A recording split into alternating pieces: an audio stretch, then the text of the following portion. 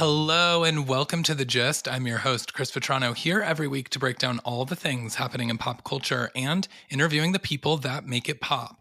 On today's show, we are talking all about my latest obsession, The Traitors. I can't find anyone that wants to talk about it as much as I do. And so I knew I had to bring it to the podcast and I had to search high and low to find somebody. And I found the perfect person. He's been on the podcast before. He has his own podcast, Gabbing with Gib, and I think he might be a faithful. So please welcome back to The Gist, Gibson Johns. I love that. You might be a faithful. I mean, listen, I think it would be more fun to be a traitor, but I agree. Totally. I think I'd probably be a faithful. TBD on if I'd be good at it. I don't think anybody's that good at it, but we'll get into that. Yes, yes. I mean, I think like you're just so like I think you're too nice to be a traitor. I think like traitors have like a real. I mean, we will as you said we'll get into it, but you have to be a certain kind of person to go there. I totally agree. You have to have it in you. I think that I do wonder if like going forward on this show, like if they should do more unexpected picks for the traders just to like Yeah, throw people off the scent. But again, we can get into it. But yeah, yeah, I mean, the people this season that they picked to be traders, they absolutely have that in them. They have that side yes. to them that they will stab anybody in the back to win. So Totally. Yes. And as I said, like obsession, I'm trying to talk to I mean, the grocery store clerk, like I'll right. talk about the traders to anyone. It's so good. It has become the number one unscripted series in the US across all streaming platforms this season for very good reason because hmm it really truly is appointment television like we haven't had in many, many years. Yeah, it's appointment television. It's delivering on the premise. It's delivering on the fact that it's brought together truly legends from every kind of sphere of reality TV. Like the people Yeah. from Survivor, the people from Big Brother, even the people from like Housewives, like they are legitimate legends in their spaces. And so to see them all to come together, like it's kind of this moment where I think if you were a fan of Survivor, you're a fan of Bravo even, you might like dismiss the show if there were other people Hmm. cast, but like if you're a Survivor fan, you're watching what Parvati's doing. If you're a Big Brother Yeah. fan, you're watching what Dan and Janelle are doing. Like you just are. And so Hmm. like that is exciting because you feel like everybody who knows what they're talking about is watching the show and paying attention. And it's created this like really fun discourse around it. So I've been truly loving the experience this season. It's delivering, like I said. Yeah. And that's the difference between season one and two. In season one, we got hmm some reality TV stars with like the Brandy Glanvilles and Kate Chastains. We got some Survivor players, hmm but we also had like just normal, a dentist or, so I can't remember what everyone's job was, but, people just kind of off the street as well as contestants.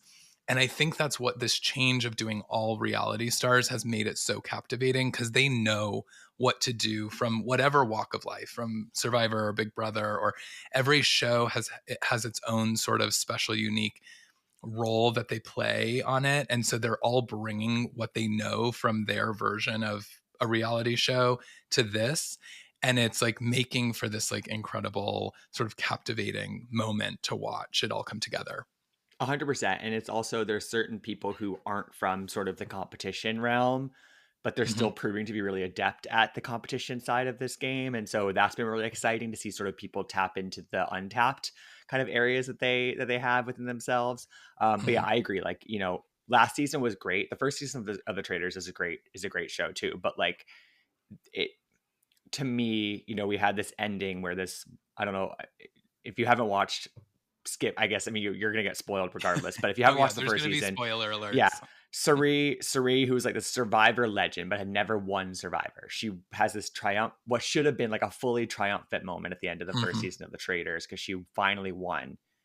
But then there was this sort of like tinge of heartbreak for the two, like quote unquote normie faithfuls that she had Hmm.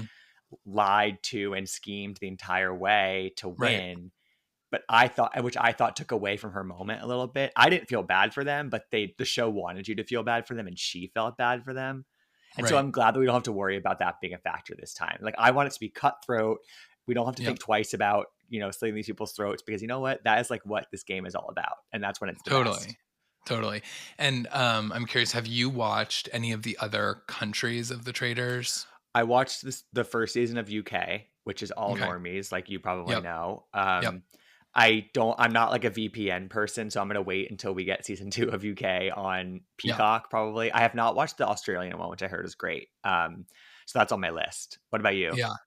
I just watched the UK one, and what made me think of it is it is all normal people, and like I found it way more emotional too. Like Yes, they in general like were way more invested and got like the bonds were being created because they had never done anything like this. So I think they weren't coming in as like celebrities or pseudo celebrities, but I think at the end, not to spoil anything in there, but like, and I won't, so that other people can watch it because probably less people have seen that one.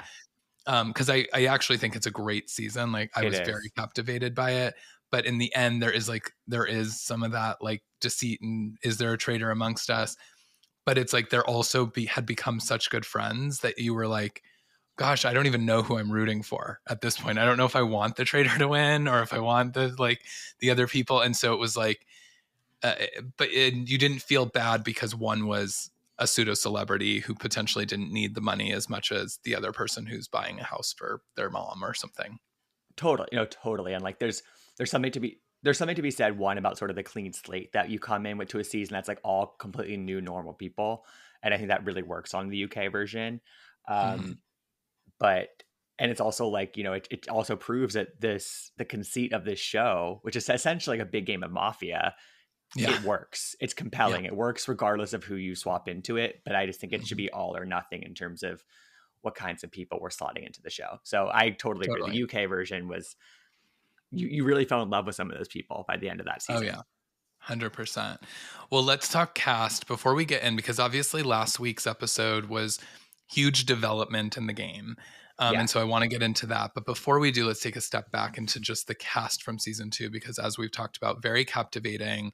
And, maybe we'll start with like the Bravo folks. Like, how did you feel about seeing, we got four, I think, housewives, and, we have MJ from Shaws of Sunset. Like, where were you kind of going in? Where were you like, oh, this was great, or this person's going to excel? And where have you been surprised?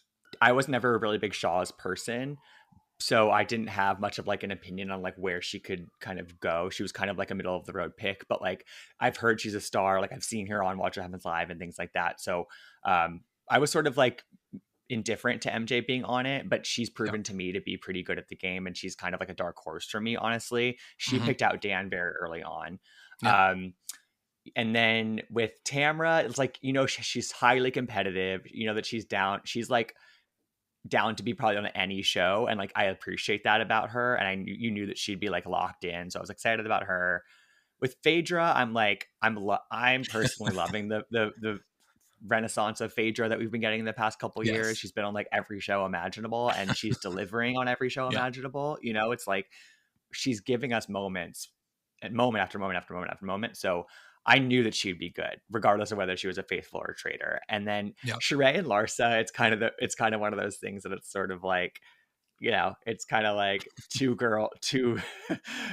what's the meme? Like it's like two clueless people like looking at each other and be like, exactly. Like that's sort of how I was feeling about Sheree and Larsa being on the show. Yeah. And honestly, Sheree has gotten very little camera time, but when she does, it's like a hilarious Worth little it. quip that's like at the Yeah. end. Exactly. We could talk about that where she's voting. And then with Larsa, honestly, it's been interesting with Larsa the most actually to me, because she's having this extreme villain season on Miami where Hmm. she really fucked up with the Gertie thing. Yep. I truly don't believe she had malintent in that, but she's refusing to apologize for spreading the fact that she has breast cancer, even though Gertie asked her not to. And Right. so she's having like a really bad season on Miami in terms of like how people are thinking about her. But then she comes over to the Traitors, which is airing at the same time, and she's having this amazing. She had this amazing 4 or 5 episodes, however many she was Yeah. on, where she was kind of leading the charge. She picked out a traitor. She was getting great camera time, delivering great moments. Yeah.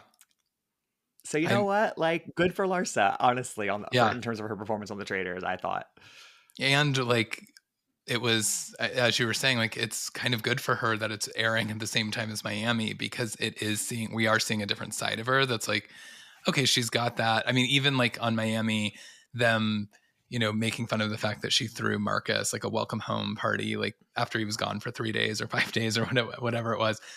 But like the Traitors, you see them get split up, obviously, very early on, and she still plays the game. And it's like, okay, so she's not that nuts, like where she can't be without him. Yeah. And so we were able to kind of see both sides of her on these two different shows, which is amazing. And Sheree, as you mentioned, yeah, it's like amazing TV as Sheree always gives, but I'm not sure if Sheree is aware of how the game is played yet. And it's so comical every time she goes to vote. I mean, even like when they're like fighting at the round table, I mean, and they cut to Sheree, it's like Sheree does not understand. Like, I don't think she understands the concept yet of the show, but she's somehow making it through. She's always stone faced. She's always just kind of looking around. She won the shield on the past episode. Like, even though she totally did not need it, she was not at risk at being murdered. Yeah. No, she's really fun to watch. Like, she will vote for the complete wrong person for Mhm. some. She'll literally say, I don't think you're a faithful, but I'm going to vote. I don't think you're a traitor, but I'm going to vote for you. Yep. And then when when another faithful gets voted out, she's like, I am not happy right now. And it's like, Yeah. Sheree, like I love it. Yeah. I truly do. Like, Yeah. to me, we're getting the best of Sheree in terms of like Yeah. why we love her. So Yeah. And what were your thoughts about seeing Kate Chastain back?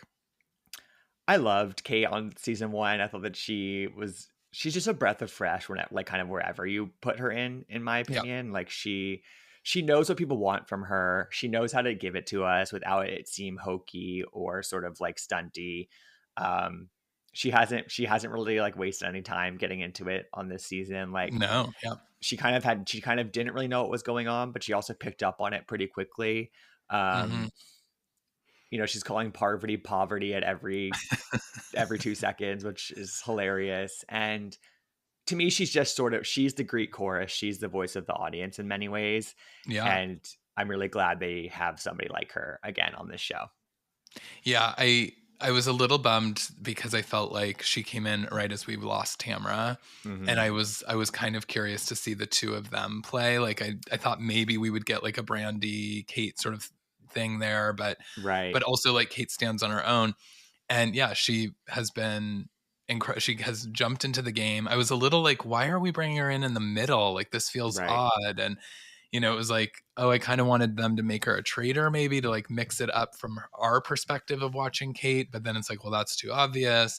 And so, but she has not disappointed in anything that she's done so far, and especially in this last episode, like coming to Phaedra's defense of like, Burgalicious was problematic Was it for you. problematic for you? Exactly. Like, she helped save her Bravo sister, and I loved that. Like, I love to see that. And I think that you pointing out like her coming halfway through, it's totally valid, because I think that my biggest complaint, I think, about the Traitors in general is just sort of like some of the rules are a little bit like there's some gray area and sort of what the producers and whoever sort of is running the show can make happen. They can bring somebody in. The Traitors can recruit another person. The faithfuls never really know exactly how many traitors there are.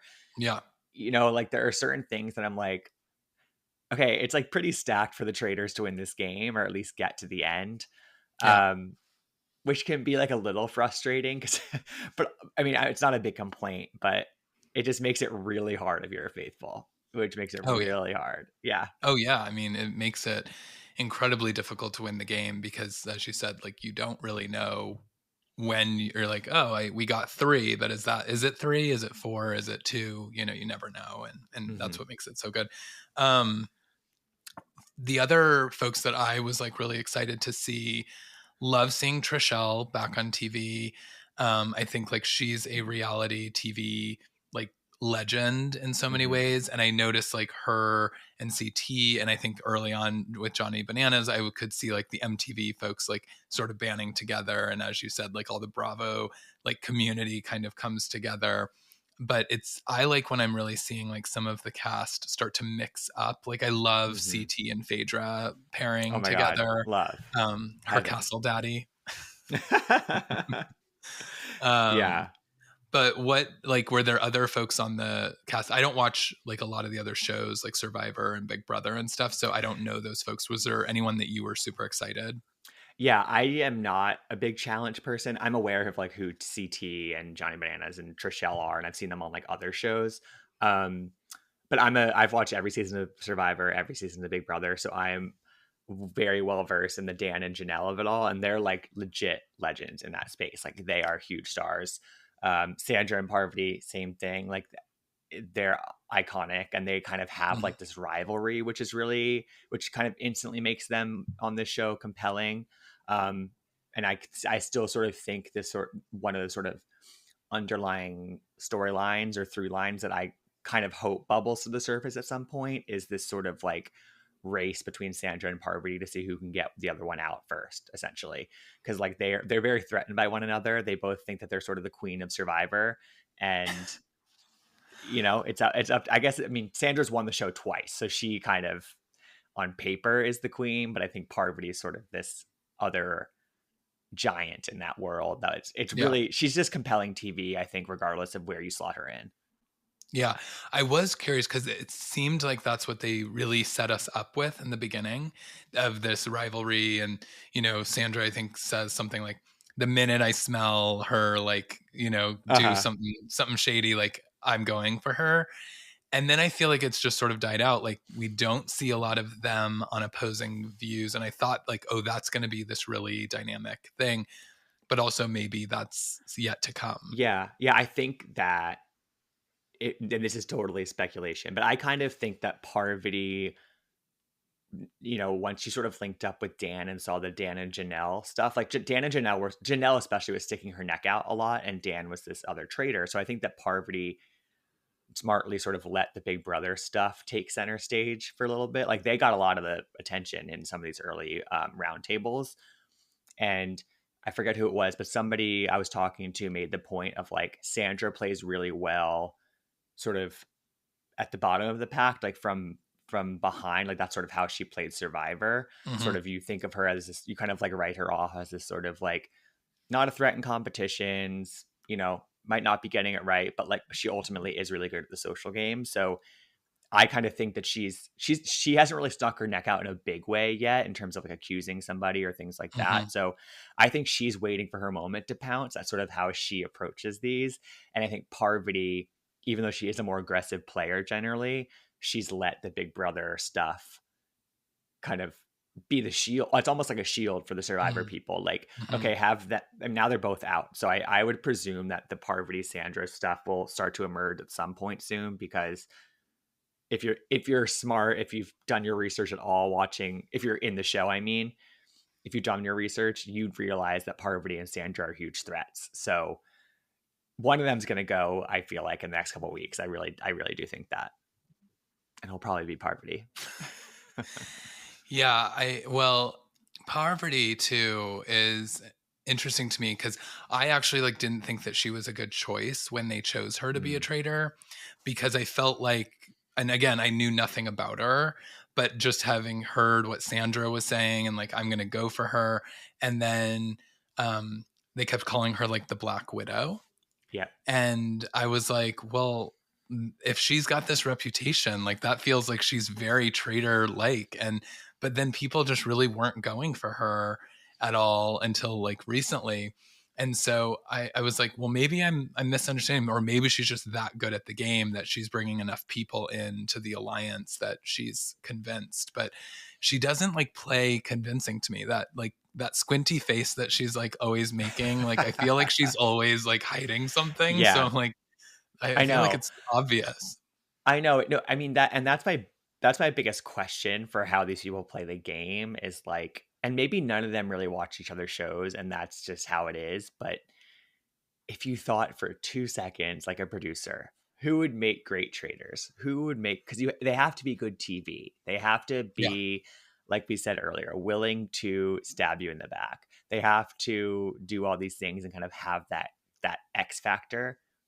And if you thought for 3 seconds, you'd realize that it has to be Dan or Janelle. It has to be one of the Big Brother legends. It's probably going to be one of the Survivor legends, Parvati or Sandra. And it's probably going to be one of the 4 housewives they brought into this show, right? Like Right. it's sort of like, okay, like think like a I don't understand why more of them, and maybe they are thinking like that. We just aren't seeing it because they don't want to like break the fourth wall. But I'm like, when you remember that moment when Larsa went to the wall and she was like, okay, it's a man, it's an alpha male. And she sort of picked out CT, Hmm. Dan, and maybe like one other person.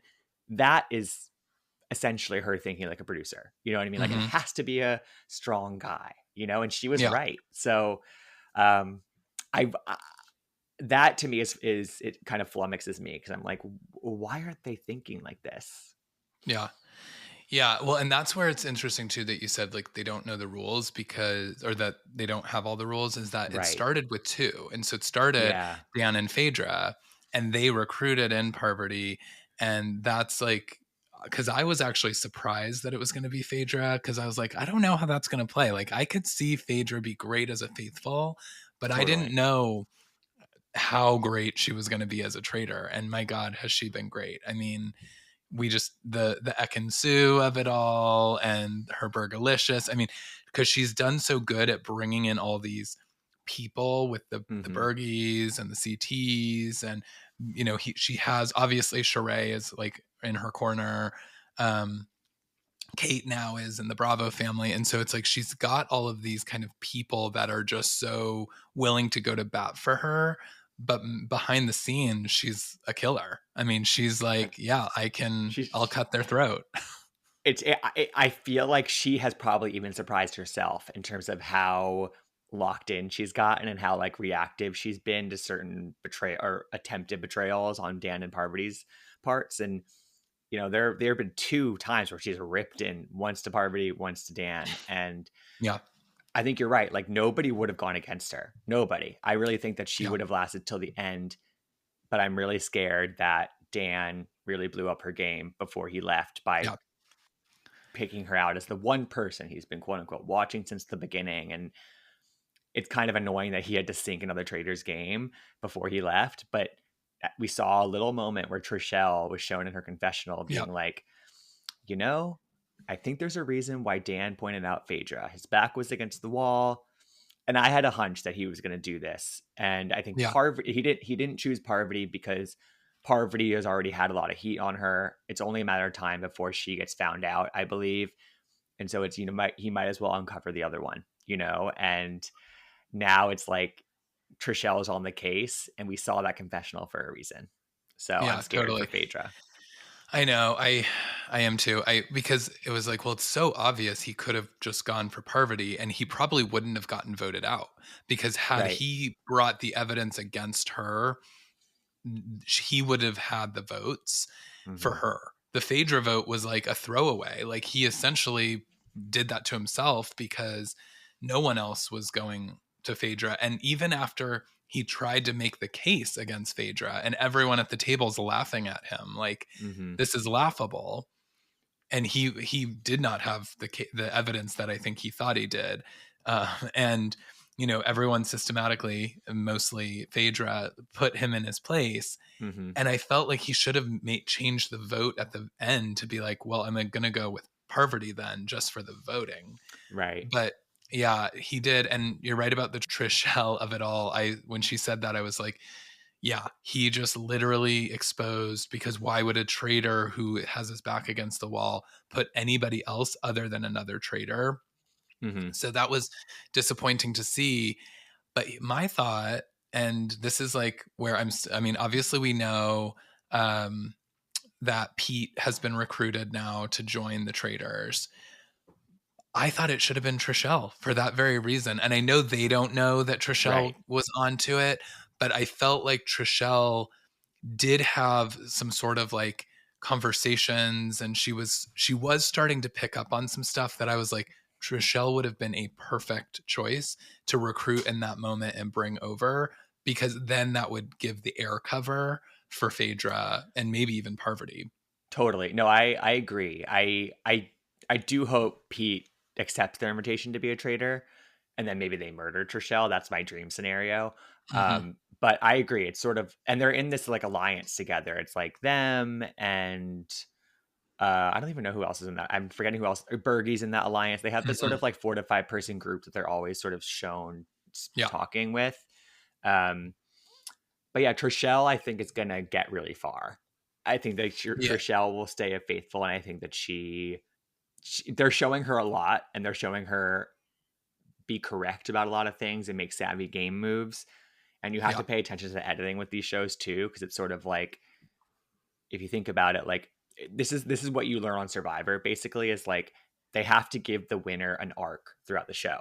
So it's very like, in the first couple episodes of these shows where there's like all these people on a cast, you don't see everybody. There's not enough airtime for everybody to even talk on camera. Mm-hmm. So, but if somebody's if somebody's going to win at the end of the 18 episodes or whatever it is, the editors and the producers want there to have been an arc with this person. So you have to Right. also think about who they're showing in these Yeah. early days. And Trishelle is definitely top of mind for me in terms of being one of those people that she's not a traitor, but she's sort of silent. She's sort of like low key helping lead the way on the faithful Yeah. side.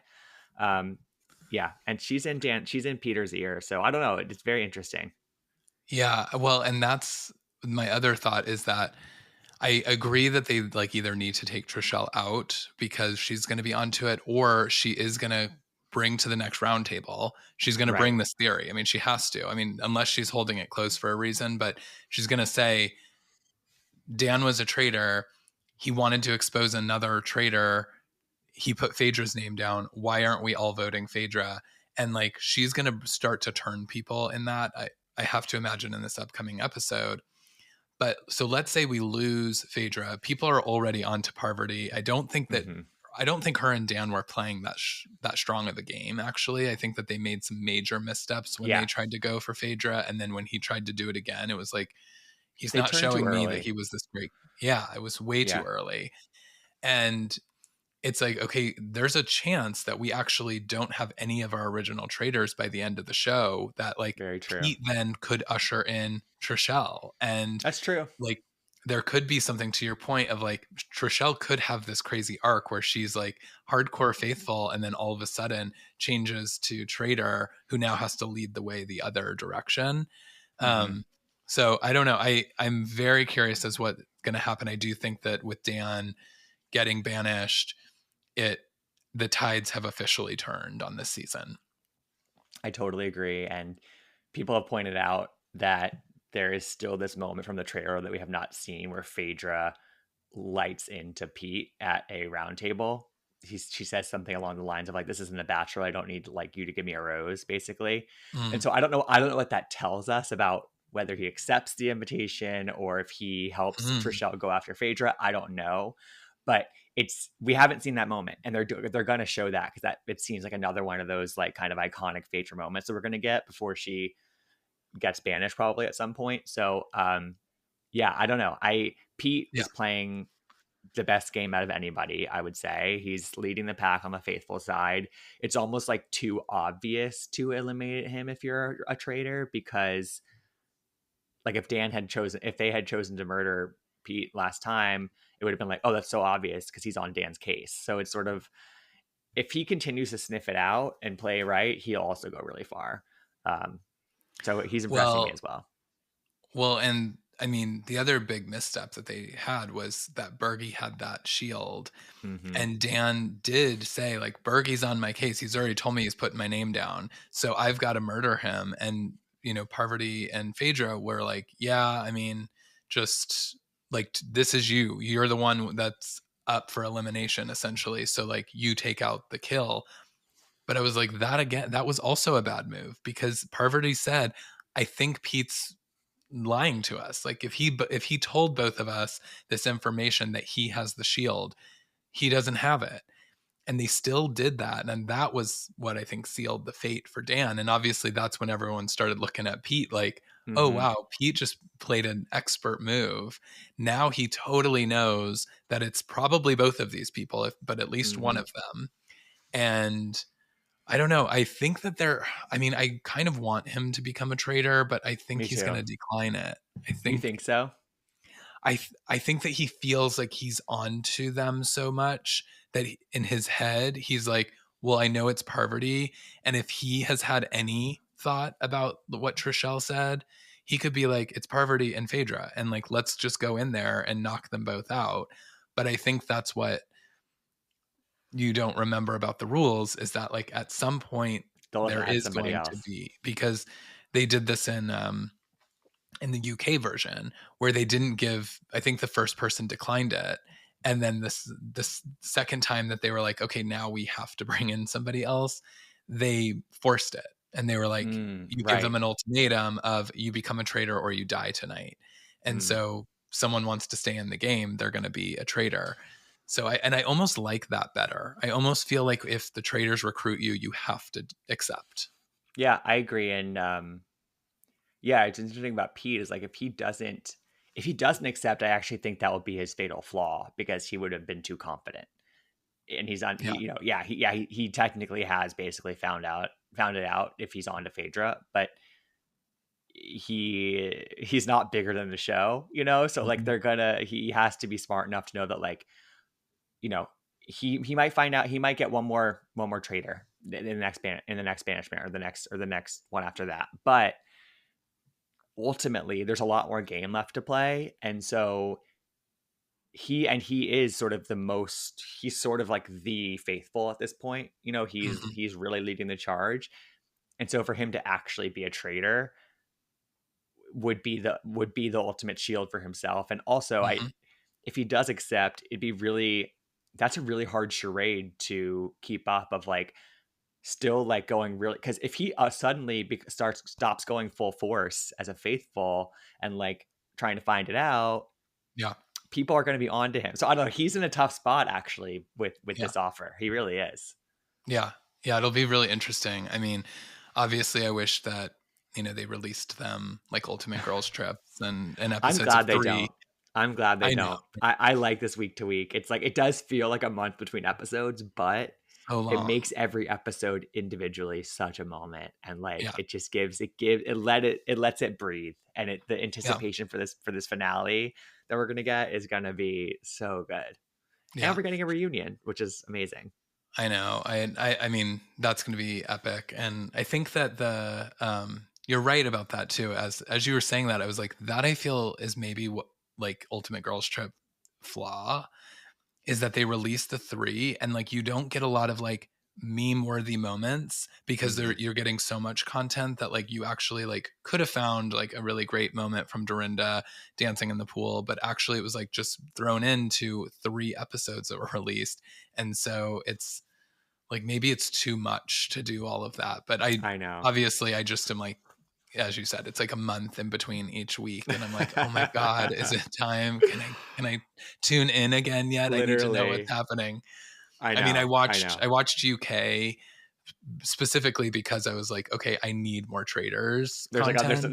there's a big hole in your heart for traders. You need to fill it, right? I totally. So I That's why I'm like, maybe I do Australia. Maybe I do it in oh between. I for sure will. Like I have to. I mean, I'm sure after this week's episode, I will be chomping at the bit for something new, and I Hmm. think maybe Australia has 2 seasons. Might be wrong. It might. I'm pretty sure that UK is airing a second season right now. I Yeah. know maybe Australia is the same way, but so hopefully we get those on Peacock ASAP. Yes, please. But yeah, Please. Traders Nation Um has I to be a part know. of it. Yeah, I know. It's so amazing. Well, any other like thoughts on this season or where we go from here that we haven't covered? I'm trying to think. I mean, I feel like we've hit all the big players. I will say that, like, as much as I was familiar with a lot of these people, it's kind of fun to get attached to some of these people that I personally was not familiar with. Like, I don't watch Love Island, and Birdie to me is like the sweetheart of the show. Yeah. Even like I used to watch The Bachelor and Bachelorette. I don't really anymore. To Yeah. me, Pilot Pete, as we said, is like taking it. He is doing so well. Um, and then I just even like John, that like random British Parliament guy. Like, I really barely knew who he was, but he's coming in. Like, he had a great roundtable moment the other Oh day, my and like God. So it's good. just it's fun to have these sort of random personalities that have existed in other people's worlds but not Yeah. your own, and to sort of grow attachment for them. And it's kind of that I there's so many like cool elements that go into the mixing pot of making Traitors so unique in such a moment every time, Yeah. and that's part of it for me for sure. Yeah. So I'm interested to see what happens with Kate, because I do think that she, like, as you said, jumped into the game so quickly, but she, was such a fan favorite from season one, but didn't end up winning, didn't make it to the end. I wonder if she makes it to the end this time and gets sort of like her moment. Yeah, I'm curious. She definitely seems more locked in this time. Like last first season, she kind of threw in the towel. She didn't want to be there. She just kind of like gave us Yeah. funny moments because she wasn't into it. She definitely seems like genuinely more into it this time, and I think that that was smart of her to not try to like totally rehash the same shtick from the first season. Um, I think that she's smart enough to know that she can give us the funny "I don't give a fuck" moments, but also giving a fuck. Um, Yeah. so I don't know. Like, I would love to see her make it to the end again. Like, I'm kind of upset that we've lost several of our Bravo ladies already. Like, I was hoping they would stick it out. Um, so and I think that she has good instinct. I even though she was wrong to defend Phaedra technically, she was right kind of big picture wise, in my opinion. And because maybe also it's like the unfortunate thing about the Housewives, how the Housewives thing has played out in this season is like they were smart enough to stick together. They knew they should be a group, but they didn't, because they don't come from the reality competition background. They didn't realize that it would have been really smart to vote all together and Right. to actually have a classic alliance where you kind of get on the same page about who you're going to vote for, because that Yeah. actually would have saved Larsa when she got banished. But they all Hmm. vote, like a couple of them voted for random people, and it's like, guys, like, you have the numbers, and so hope maybe Kate can be kind of somebody like that, where we can still have Kate, MJ, Sheree, and Phaedra Yeah. as a Bravo unit. I think that would be smart to do that because the numbers are dwindling. So four is still a really good sort of block of votes to Hmm. have, aimed at Yeah. one person. So I actually think that Phaedra would be really smart to kind of seek out Kate and sort of make that happen. Yeah, and I mean, because she has Sheree. If she can just get Sheree to like dial into the Totally. game and vote for And like MJ someone, too. Yeah. Yeah, yeah, totally. and MJ, but MJ has like a lot of theories too. So That's true. she's not as easily swayed. Where I think that like Kate and MJ are probably like the two strategic ones of that group, and then Sheree will go with the group, and if Phaedra goes with the group, then they get that alliance. So I think that would be really Yeah. smart. Yeah, it would be Yeah. interesting to see. Well, we definitely have a lot more to watch. And of course, we'll be continuing to chat about it online because I can't get enough. Can't help ourselves. Exactly. But before we go, I know obviously like you're a big Vanderpump fan. We just got the Hmm. the new season, the premiere last week. Tell me kind of what are your thoughts for this season? Are we in for what we got last year? I don't think we're in for what we got last year. I think that I think about it in the way of like, it was at such a high. There's really only one direction for anything to go, any person, any show, Mhm. anything to go after being at such an apex of like culture and drama and like the zeitgeist. Like it doesn't get any bigger than what Vanderpump Rules was at the end of last season. So just, I mean, by the way that like the laws of nature work, we're not going to get what we got last season. Um, I still am interested to see the fallout. I know there's a lot of scandal fatigue, and I understand that, and I feel some of that. But I think that my hope is that they have kept enough from us in terms of what was really going on in those summer months of like, Right.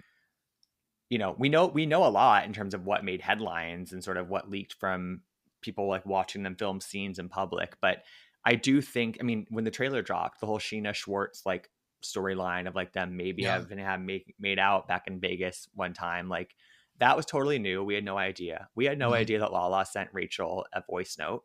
So like there are little things that are already sort of surprises, and so I hope that there are things like that scattered throughout. And that personally would keep me interested because I Yeah. think there are these little nuggets, but also the other thing that I will say is like I really hope they lean into a little bit of the breaking the fourth wall of this scandal in terms of I talked about this with Kate Casey recently, and she was saying like, I want to hear about how much money they're making. I want to hear about the merch and all the opportunities they're getting. Is there competitive?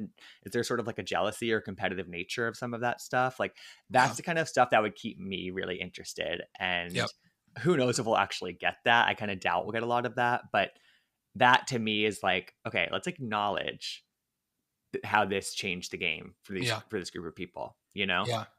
Yeah, I was a little worried. Like the Lala thing to me felt like producer driven. Like we need Rachel back on the season, and we need her to have some entryway. So, like, would you be For sure. willing to give an olive branch and like have a sit down with her, and like, will you go film, this like voice note that you send her?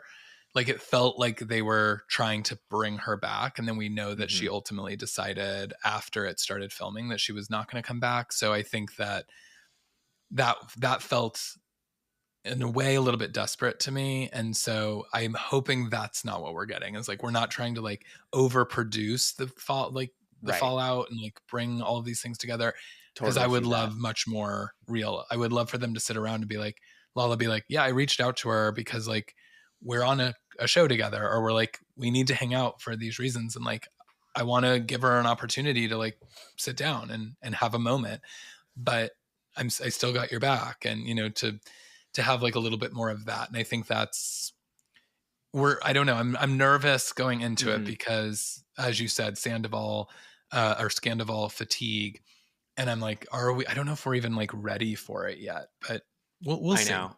I know. It's a really hard thing. And that like you said, I think one of the an opportunity for them to be like, okay, the reason why we're around this person is because we're in this environment. They go on a cast trip to Lake Tahoe and like why is Sandoval there with Ariana and like all the girls like say it's because are in this sort of forced friend group still and Yeah, then we believe it, but yeah, if there's some like weird other reason given, I'll be disappointed.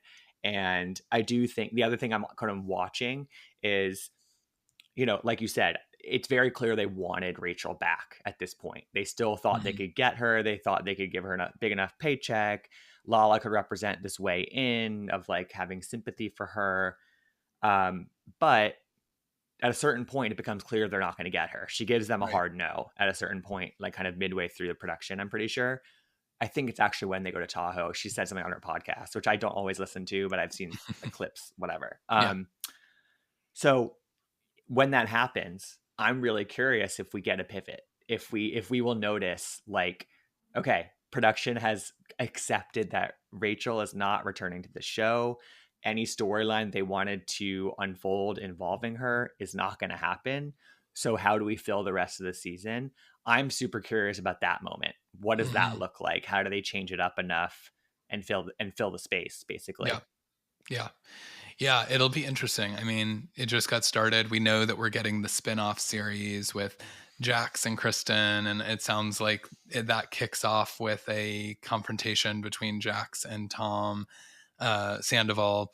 And I am envisioning that there is going to be some kind of Beverly Hills into Vanderpump Rules, the way that they introduced us to Vanderpump Rules initially, that we're going to get, or it's going to be like the finale of Vanderpump Rules and Right. into this new show. But yeah, I'm curious. I'll definitely be tuning in. And then the last thing I wanted to get your thoughts on. We've talked a lot about Phaedra, obviously, Hmm. and her sort of resurrection. We also learned this last week that Kandi has left the Real Housewives of Atlanta, which I think it was Hmm. time, and I think that this is a good thing. There's rumors online that like Kenya and Portia are returning, but there's also rumors that maybe Phaedra is being called out in the mix of this as well, because people are saying she didn't land on Married to Medicine the way that they had hoped. What are your thoughts? Do we bring Phaedra back to Atlanta now that Candy's out of the way? I would support it, to be honest. I do think that Portia and Kenya is a big enough duo to make me really interested in Atlanta. Hmm. And to sort of see that unfold, like that's sort of that's what the show needs. But with Phaedra in the mix of that, that is Gold. unmissable television, in my opinion. It takes it up to the next level. I almost wonder if we get a Portia Kenya season and then they give us Phaedra, because I think it's a little bit. Listen, I'd be down to watch Phaedra on Atlanta again, Yeah. but I actually think it's like almost like a little disrespectful and like not missing a beat by just like Kandi being out and then Phaedra in, like that is, Yeah. it's quite the look, I think, Yeah. to do that. But I also think I agree. Like she was pretty great as sort of Quad's new dynamic duo partner on Married to Medicine for the first several episodes of this season. But then everyone sort of abandons Quad, and now Phaedra Hmm. like basically doesn't contribute anything. She doesn't even say anything on the show anymore. It's like Yeah. it's really, honestly, as we talked about earlier, like every other show she's been on since this sort of like resurrection of hers, she's been so plugged in. She's been so Yeah. vocal. She's been so in the mix and in the spotlight, honestly. And then on Married to Medicine, it's like she's not like that. And I'm really curious why. I don't know if it's Yeah. like, I don't know. I mean, I don't know if it's the fact that like that show has 4 to 5 like essential OGs who have been around forever, and they're the sort of giants of the show, and she is just kind of being usurped by them. I don't know, but it's really interesting. And I Hmm. agree, it's not really quite working. So have her on the Traitors, have her wrap up the season of Married to Medicine, film the new season of Atlanta, and then give us Phaedra. That's what I want. That's Okay. my vote. Okay. What about you? I mean, I don't know. I agree with you on the Married to Medicine. It just didn't land. It's like we've seen her so dynamic, even in her like little cameo on Dubai a couple of years ago, and then the Ultimate Girls trips, and obviously she's given Right. so much to Traitors. So it's like, wow, it really fell flat. And as you were talking about, like where if the fourth wall is not being addressed, is like she is there not Married to Medicine. Like they tried to make her like dating some doctor that we never saw, and then it was like, oh, they broke up, but now she's like potentially going to date another doctor, and it's like Right. this all feels too like forced and It's too phony. loose. Yeah. Yeah, and I'm like, I think this is why it's not playing. And it's like, if you want Phaedra to be Phaedra, you put her back where she belongs, which is where we met her, and that's on Atlanta. But I agree that like it would be very clear that like, okay, Kandi is gone. It opened the door for Phaedra, and we took that opportunity. Whichever one of those things came first, we would never know. But Right. I I think that like also when Traitors ends, and as you were maybe hinting, if Phaedra goes soon, like I'm gonna need some Phaedra. So I don't know. Totally. Listen, I totally. need her. And the other option, or the not the other option, the additional idea, put Quad on to Atlanta too. Hmm. Quad has been Yeah, essentially voted off the island on Married to Medicine. I've seen that. Yeah. Quad lives in Atlanta. She's a huge star. The group on Married to Medicine clearly does not want to film with her anymore. She's friends with the Atlanta ladies. I think some of them Hmm. at least. Yeah. Put her on there. And if you put Phaedra on Yeah. there, there's an inherent storyline in there too of you abandoned me in this other friend Hmm. group. It'd be Yeah. kind of this really cool meta interesting moment that I would kind of love. Yeah. No, I've seen that online. People have said like, well, what are your thoughts? Do you think that like a Quad could join?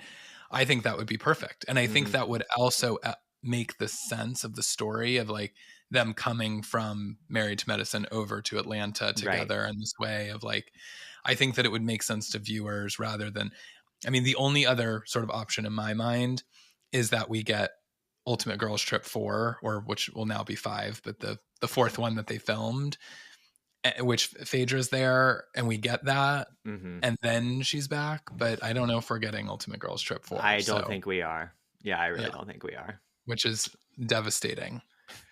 It's devastating, but at this point, it's just too like.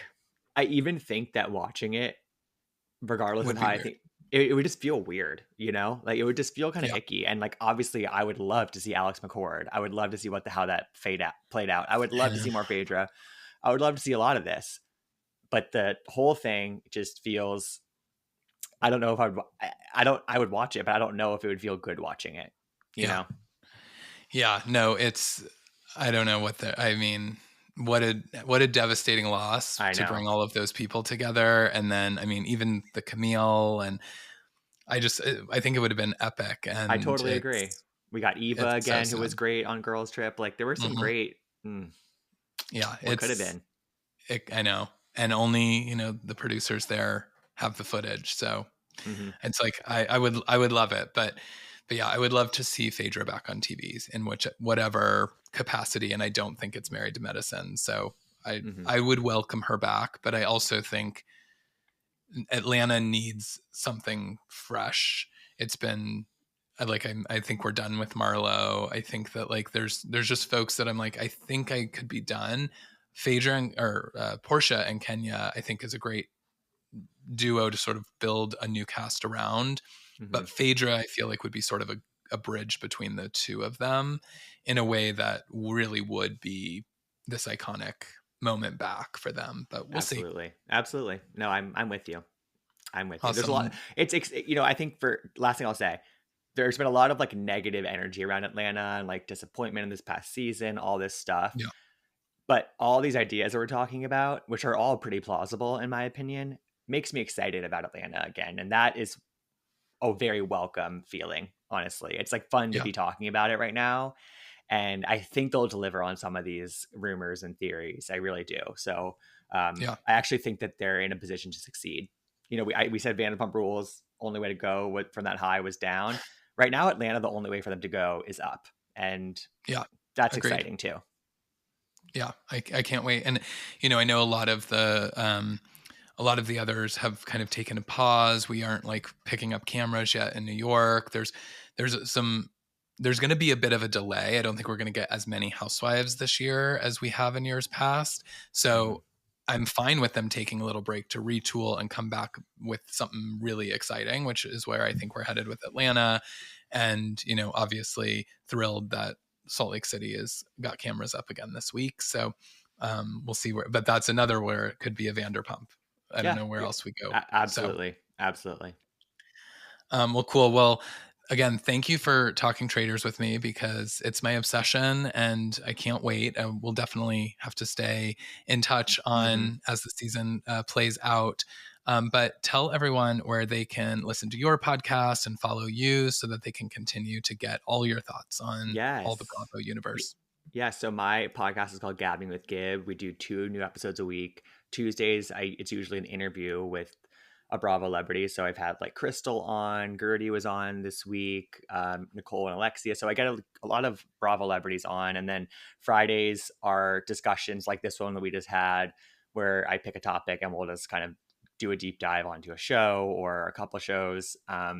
So yeah, new episodes Tuesday and Fridays, wherever you listen to your podcast. And then you can follow me at Gibsonoma, Gibsonoma, across socials. Yes, and always sharing your thoughts there, which are amazing, and definitely on TikTok. I feel like you give us like a little glimpses of your podcast by like giving us the Yes. voiceovers on your thoughts. So follow you Yes. there too. Yes. Totally. Awesome. Oh my God, this is Well, so much Gibson, fun. thank you so much. Yeah. Yes, it's always fun to chat Always with fun. you, and we will do it again soon. I hope. Yeah. I'll have to have you on my podcast sometime soon. So we'll do Yeah, it. let's do it. Yeah. Awesome. Well, for all of you, thanks so much for listening. You can follow me at CM Vetrano on all the platforms, and don't forget rate and subscribe so that you never miss another episode. And until next week, it's Gibson and Chris. We are signing off. Bye. Bye.